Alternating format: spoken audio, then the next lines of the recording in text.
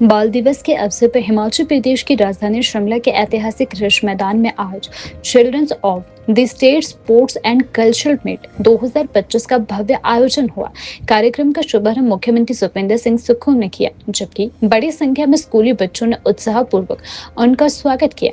साथ ही स्कूली विद्यार्थियों ने संगीत की धुन पर जमकर नृत्य किया और बाल दिवस को यादगार बनाया। बच्चों के उत्साह को देखते हुए मुख्यमंत्री सुक्खू, सामाजिक न्याय एवं आधिकारिता मंत्री धनीराम शांडिल भी मंच पर पहुंचे और बच्चों के साथ पारंपरिक नाटी डाली। मुख्यमंत्री ने एक बच्चे को गोद में उठाकर स्नेह भी जताया। बाल दिवस के अवसर पर सीएम सुक्खू ने देश के पहले प्रधानमंत्री पंडित जवाहरलाल नेहरू को याद करते हुए कहा कि बच्चे बाग की नाजुक कली है, जिन्हें प्यार और कोमलता से संवारना चाहिए।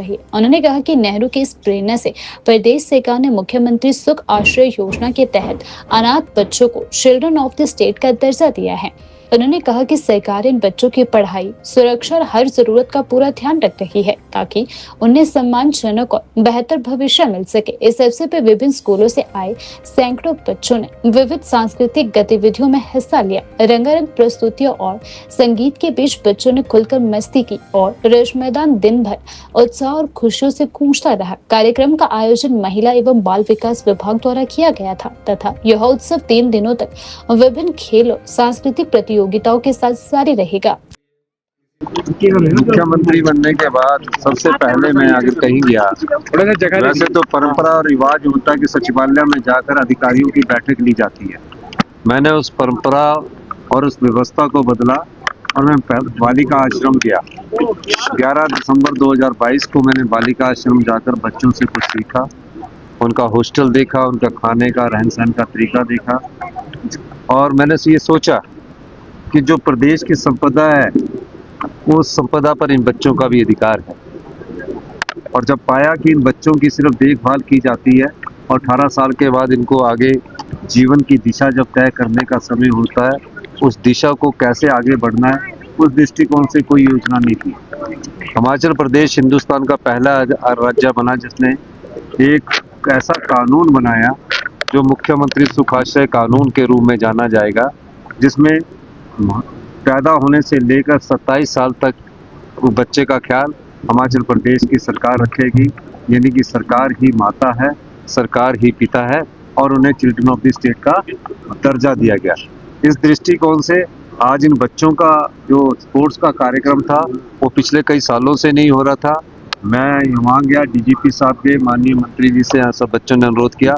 उसका शुभारंभ आज हमने रिज के ऐतिहासिक मैदान में सामाजिक न्याय एवं अधिकारिता विभाग और पुलिस विभाग के माध्यम से किया गया। अब 3 दिन इनका कार्यक्रम चलेगा।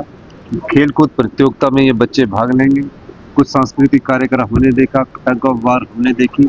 इन बच्चों को ऐसा महसूस ना हो कि इनका जब इनके माता पिता इनको छोड़कर चले गए तो इनका कोई नहीं है। उस संदर्भ में सरकार ही माता है, सरकार ही पिता है। इस दृष्टि से इस राज्य के बच्चे कहलाते हैं। इसके लिए आज ये कार्यक्रम 14 नवंबर को जब बापू चाचा नेहरू जी का